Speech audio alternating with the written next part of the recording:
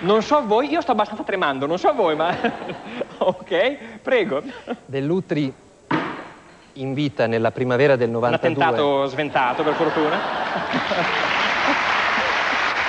State fermi! Si vanno a saltare sulla sedia, state fermi! Nessuno si muova, ok? Allora, Dell'Utri ingaggia questo democristiano lombardo perché dice qui bisogna fare un partito. Il Cavaliere dice che i nostri referenti politici stanno malmessi con mani pulite. Siamo nel 91-92? Siamo nel 92, okay. Subito dopo l'arresto di Mario Chiesa e i primi indagati, i primissimi piccoli indagati milanesi, nemmeno Craxi poi sarà a dicembre. Sì. Lo chiude in un ufficio di Publitalia, gli dice di non dire niente a nessuno perché della cosa sa soltanto lui e il Cavaliere, nemmeno Confalonieri perché era contrario a questo progetto di entrare in politica. Fedele e simpatico, eh? Beh sì, diceva delle cose che dette oggi sembra Stalin, invece era Confalonieri. Diceva è impensabile che noi senza vendere le televisioni andiamo in politica. Cercava di convincere Berlusconi. Infatti all'inizio lo tennero all'oscuro, così racconta Cartotto. Allora questo signore in questo ufficio di Publitalia comincia a lavorare alla fondazione del partito, che poi verrà reso noto agli italiani un anno e mezzo dopo, nessuno lo sa. E questo Cartotto racconta delle cose secondo me strepitose. Da un lato... Voglio citare perché qui bisogna essere esattissimi. Sì. Le querele volano come le... Certo. E noi non le vogliamo prendere le querele. Non so tu, io no di certo. Credo che sia il male minore la querela a questo punto, ma comunque, ok?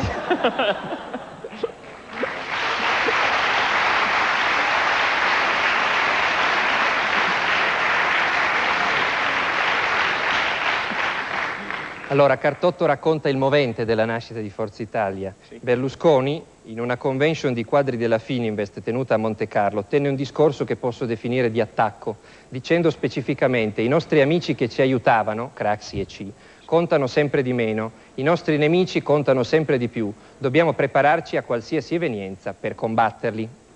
Ma racconta un'altra cosa, sì, secondo me, strepitosa, e cioè che nel 1992-93, quando Caselli non era nemmeno procuratore di Palermo, quando nessuno si sognava di ipotizzare alcunché di rapporti tra mafia e Fininvest, Berlusconi, secondo Cartotto, si aggirava per le sue aziende dicendo se non andiamo in politica ci accuseranno di essere mafiosi. Ora, a me francamente non è mai capitato, sì, di temere di essere accusato di essere mafioso. Sì. A te non credo. Non credo, no. Berlusconi, racconta Cartotto, temeva che entrando in politica potessero essergli rivolte accuse di contiguità con l'associazione mafiosa. Per la verità Cartotto in un'intervista al Corriere dirà poi che Berlusconi diceva queste testuali parole: mi faranno di tutto, andranno a frugare tutte le carte, diranno che sono un mafioso. Ma perché? Fanno? Poi aggiunge Cartotto che nel 1994, quando vennero fuori le prime voci, sì, su questi liaison dangereuse, per usare un termine raffinato, sì, dice: ricordo che Berlusconi mise sotto accusa Dell'Utri specificando che nei sondaggi Forza Italia stava scendendo proprio per questo problema dei suoi rapporti con la mafia. Ricordo che la reazione di Dell'Utri mi sorprese alquanto, in quanto mi disse testualmente: Silvio non capisce che deve ringraziarmi perché se dovessi aprire bocca io, puntini, puntini. Queste sono dichiarazioni di Cartotto? Queste sono dichiarazioni rese da Cartotto alle procure di Caltanissetta e Palermo che indagano sui mandanti a volto coperto delle stragi del 1992 e 93. E cosa c'entrano? E cosa c'entrano? Quante querele vuoi beccarti? Allora, che cosa c'entrano? Stiamo cercando di capire, stai tirando fuori delle cose che non stanno in cielo né in terra, noi non è una logica normale, credo, no? Eh sì. Allora, abbiamo... Non essere così soddisfatto, è una cosa tremenda! Oh, mamma mia! No, sarà che le conosco, quindi ok. Do un po' meno peso. Sì. No, c'è un atto assolutamente pubblico. Sì. La requisitoria del pubblico ministero Luca Tescaroli al processo di appello per la strage di Capaci, dove sono stati condannati tutti i boss di Cosa Nostra, sì, da Riina in giù, sì, per avere ordinato e realizzato la strage che ha visto la morte di Falcone, della sì, moglie e degli uomini della scorta. Sì. In questo processo di appello il PM Tescaroli fa un accenno ad un'altra indagine che è in corso alla Procura di Caltanissetta e che riguarda i mandanti a volto coperto, cioè coloro che avrebbero, diciamo, suggerito, se non altro la tempistica, sì, ai mafiosi. Sì. per quelle 2 stragi in sequenza che erano capaci, e poi via D'Amelio. Voi ricorderete che in 50 giorni saltarono in aria i giudici più famosi d'Italia a Palermo, cioè Falcone e Borsellino, intere autostrade sventrate, certo. Cioè una cosa mai vista, sì, forse in Colombia.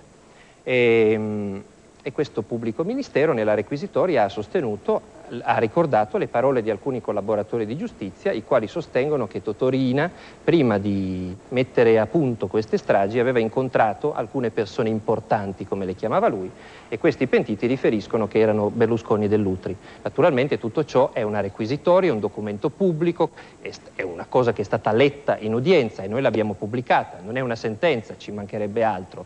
È semplicemente uno spunto di indagine che mentre Tescaroli parlava era in corso, e altre indagini ci sono sulle stragi del 93, perché voi ricorderete che nel 93 ci fu quella replica quando la mafia stranamente cominciò a occuparsi del patrimonio artistico. Degli uffizi. Cioè la mafia uscì dal territorio siciliano e cominciò a mettere bombe agli Uffizi, a Via Palestro a Milano e qui a Roma, Costanzo, a San Giovanni in Laterano. anche? Per non parlare dell'attentato a Maurizio Costanzo, che è un altro caso clamoroso. Sì. È molto interessante soltanto a livello cronologico, sì, leggere quello che racconta Cartotto, e cioè che Maurizio Costanzo era uno all'interno della Fininvest ferocemente contrario alla nascita del partito della Fininvest, cioè alla scesa in campo della Fininvest in politica. Certo. E insomma, bel quadretto. Direi una rivelazioni esplosive, cioè sono delle cose...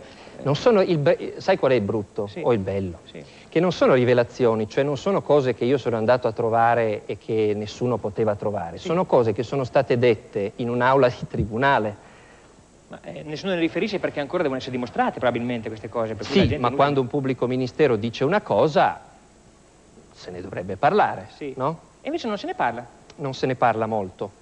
C'è una specie di consegna del silenzio? Pochino, o forse stanno aspettando. Forse stanno aspettando.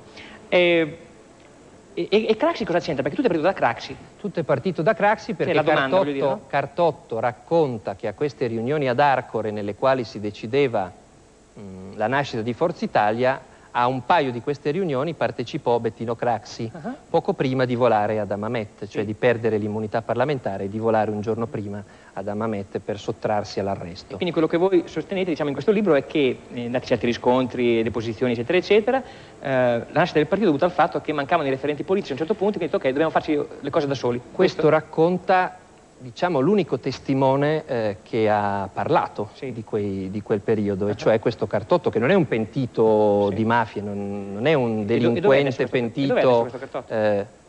Credo che stia appena fuori Milano. Ah, fuori? Ah, ok, in Italia. Viene chiamato spesso a testimoniare in vari processi, quelli di Dell'Utri, quelli di Berlusconi. C'è un altro capitolo molto interessante, secondo me, che è quello sulla legge Tremonti. Sì. E Tremonti è nella cronaca di questa settimana perché ha dato dei gangster a ministro Visco, eccetera, eccetera. Sì. Ho detto una cosa interessantissima però di questa legge Tremonti, in realtà. La legge Tremonti è una legge che, detta in soldoni, rilascia delle agevolazioni fiscali alle imprese che reinvestono gli utili, e quindi è una legge neutra. Sì. Se non che un giorno una certa azienda, che si chiama Mediaset, compra dei film. Comprati quei film, chiede al governo se può beneficiare dei vantaggi della legge Tremonti. Sì. Il governo le risponde: sì, puoi beneficiare di questi vantaggi. E questi vantaggi quantificati sono 243 miliardi in una botta sola. Il problema qual è?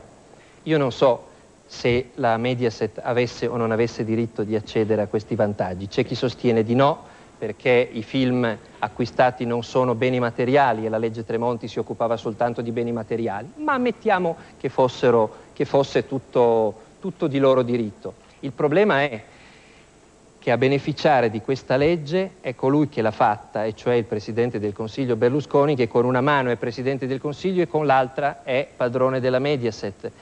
Interpella da solo chiedendo: scusa, puoi tu usufruire di questa legge? E si risponde sì che puoi, e alla fine ci guadagna 250 miliardi.